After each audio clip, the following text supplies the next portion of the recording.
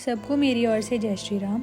आज हम इस वीडियो में पढ़ेंगे भगवद गीता के दूसरे अध्याय का 13वां श्लोक। चलिए शुरू करते हैं। देहिनोऽस्मिन् यथा देहे कौमारं यौवनं जरा तथा देहान्तरप्राप्तिर्धीरस्तत्र न मुह्यति। व्याख्या। देहिनोऽस्मिन् यथा देहे कौमारम यौवनम जरा। शरीरधारी के शरीर में पहले बाल्यावस्था आती है, फिर युवावस्था आती है और फिर वृद्धावस्था आती है। तात्पर्य है कि शरीर में कभी एक अवस्था नहीं रहती, उसमें निरंतर परिवर्तन होता रहता है। यहाँ शरीरधारी के इस शरीर में ऐसा कहने से सिद्ध होता है कि शरीरी अलग है और शरीर अलग है। शरीरी दृष्टा है और शरीर दृश्य है। अतः शरीर में बालकपन आदि अवस्थाओं का जो परिवर्तन है वह परिवर्तन शरीरी में नहीं है। तथा देहांतर प्राप्ति है। जैसे शरीर की कुमार, युवा आदि अवस्थाएं होती हैं, ऐसे ही देहांतर की अर्थात दूसरे शरीर की प्राप्ति होती है। जैसे स्थूल शरीर बालक से जवान एवं जवान से बूढ़ा हो जाता है, तो इन अवस्थाओं के परिवर्तन को लेकर कोई शोक नहीं होता। ऐसे ही शरीरी एक शरीर से दूसरे शरीर में जाता है, तो इस विषय में भी शोक नहीं होना चाहिए। जैसे स्थूल शरीर के रहते रहते कुमार, युवा आदि अवस्थाएं होती हैं, ऐसे ही सूक्ष्म और कारण शरीर के रहते रहते देहांतर की प्राप्ति होती है। अर्थात जैसे बालकपन, जवानी आदि स्थूल शरीर की अवस्थाएं हैं, ऐसे देहांतर की प्राप्ति मृत्यु के बाद दूसरा शरीर धारण करना सूक्ष्म और कारण शरीर की अवस्था है।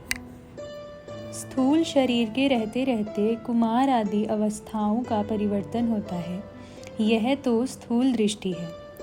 सूक्ष्म दृष्टि से देखा जाए तो अवस्थाओं की तरह स्थूल शरीर में भी परिवर्तन होता रहता है। बाल्यावस्था में जो शरीर था वह युवावस्था में नहीं है। वास्तव में ऐसा कोई भी क्षण नहीं है जिस क्षण में स्थूल शरीर का परिवर्तन ना होता हो।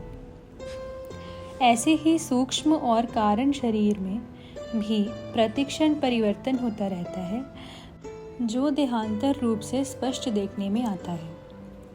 अब विचार यह करना है कि स्थूल शरीर का तो हमें ज्ञान होता है, पर सूक्ष्म और कारण शरीर का हमें ज्ञान नहीं होता। अतः जब सूक्ष्म और कारण शरीर का ज्ञान भी नहीं होता, तो उनके परिवर्तन का ज्ञान हमें कैसे हो सकता है? इसका उत्तर है कि जैसे स्थूल शरीर का ज्ञान उसकी अवस्थाओं को लेकर होता है, ऐसे ही सूक्ष्म और कारण शरीर का ज्ञान भी उसकी अवस्थाओं को लेकर होता है।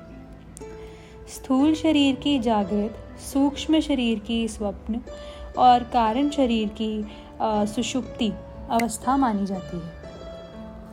मनुष्य अपनी बाल्यावस्था में अपने को स्वप्न में बालक देखता है, युवावस्था में स्वप्न में युवा देखता है और वृद्धावस्था में स्वप्न में वृद्ध देखता है।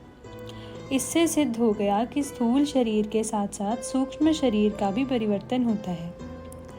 ऐसे ही सुषुप्ति अवस्था बाल्यावस्था में ज़्यादा होती है, युवावस्था में कम होती है और वृद्धावस्था में भी बहुत कम हो जाती है।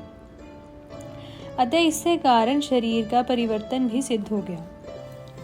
दूसरी बात, बाल्यावस्था और युवावस्था में नींद लेने पर शरीर और इंद्रियों में जैसी ताजगी आती है, वैसी ताजगी वृद्धावस्था में नींद लेने पर नहीं आती। अर्थात वृद्धावस्था में बाल्य और युवावस्था जैसा विश्राम नहीं मिलता। इस रीति से भी कारण शरीर का परिवर्तन सिद्ध होता है। जिसको दूसरा देवता, पशु, पक्षी आदि का शरीर मिलता है, उसको उस शरीर में देहाध्यास के कारण मैं यही हूँ ऐसा अनुभव होता है, तो यह सूक्ष्म शरीर का परिवर्तन हो गया। ऐसे ही कारण शरीर में स्वभाव प्रकृति रहता है, जिसको स्थूल दृष्टि से आदत कहते हैं। वह आदत देवता की ओर होती है तथा पशु पक्षी आदि की ओर होती है, तो यह कारण शरीर का परिवर्तन हो गया। अगर शरीरी यानी देही का परिवर्तन होता तो अवस्थाओं के बदलने पर भी मैं वही हूँ ऐसा ज्ञान नहीं होता, परंतु अवस्थाओं के बदलने पर भी जो पहले बालक था, जवान था, वही मैं अब हूँ ऐसा ज्ञान होता है।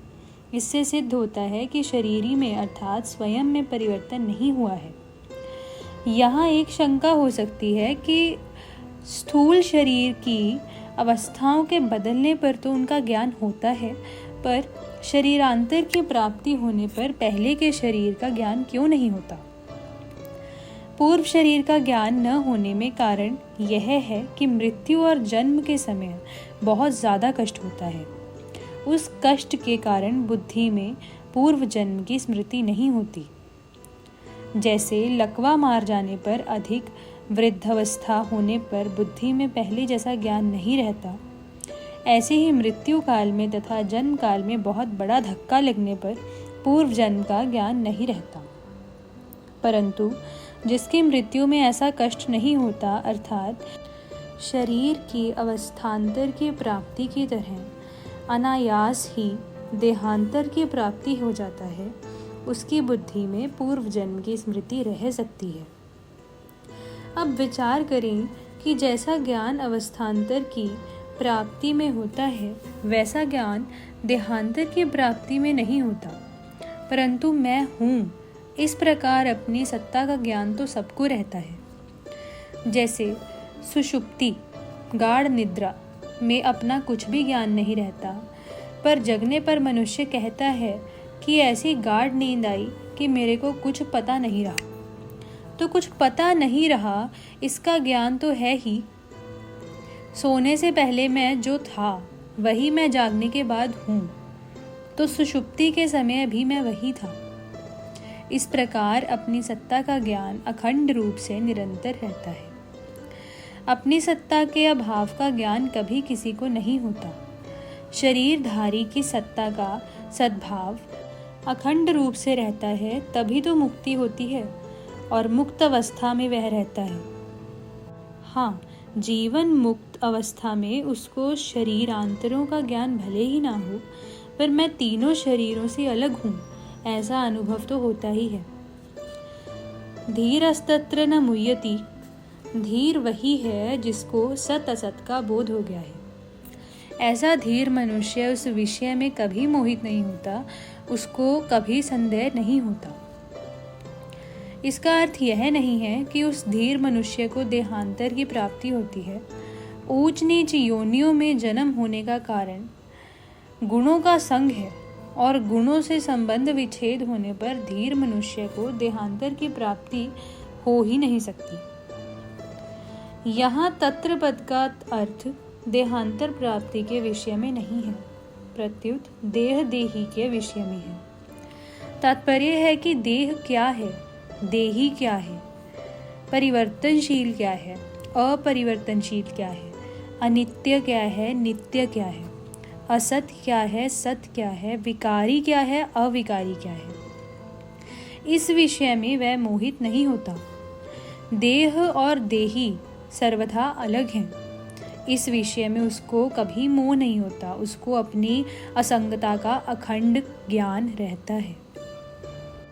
परिशिष्ट भाव, शरीर कभी एक रूप रहता ही नहीं और सत्ता कभी अनेक रूप होती ही नहीं। शरीर जन्म से पहले भी नहीं था, मरने के बाद भी नहीं रहेगा, तथा वर्तमान में भी वह प्रतिक्षण मर रहा है। वास्तव में गर्भ में आते ही शरीर के मरने का क्रम परिवर्तन शुरू हो जाता है। बाल्यावस्था मर जाए तो युवावस्था आ जाती है, युवावस्था मर जाए तो वृद्धावस्था आ जाती है, और वृद्धावस्था मर जाए तो देहांतर अवस्था अर्थात दूसरे शरीर की प्राप्ति हो जाती है। ये सब अवस्थाएं शरीर की हैं। बाल, युवा और वृद्ध, ये तीन अवस्थाएं स्थूल शरीर की हैं, और देहांतर की प्राप्ति सूक्ष्म शरीर तथा कारण शरीर की है। परंतु स्वरूप की चिन्मय सत्ता इन सभी अवस्थाओं से अतीत है। अवस्थाएं बदलती हैं, स्वरूप वही रहता है। इस प्रकार शरीर विभाग और सत्ता विभाग को अलग अलग जानने वाला तत्वज्ञ पुरुष कभी किसी अवस्था में भी मोहित नहीं होता।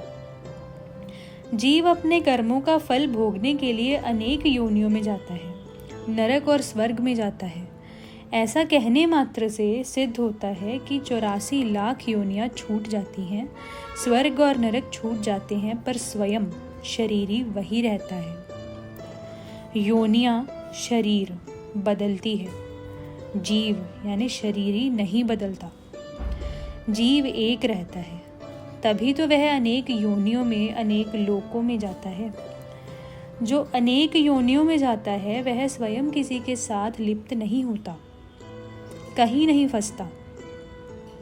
अगर वह लिप्त हो जाए, फंस जाए, तो फिर 84 लाख योनियों को कौन भोगेगा? स्वर्ग और नरक में कौन जाएगा? मुक्त कौन होगा?